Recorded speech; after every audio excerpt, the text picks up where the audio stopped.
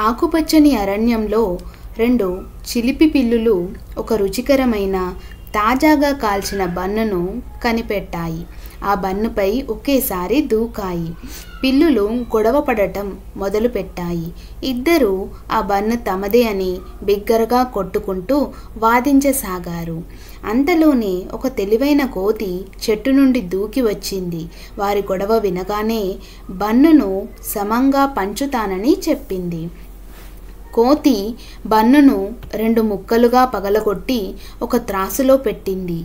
కానీ ఒక ముక్క మరొక దానికన్నా పెద్దదిగా ఉంది.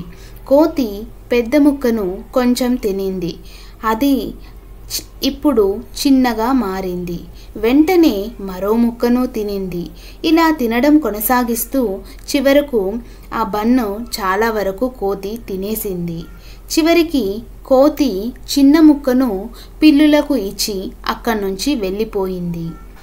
పిల్లులు ఒకదానిని మరొకటి చూసుకున్నాయి. వారు తాము ఎలా మోసపోయామో అర్థం చేసుకున్నాయి.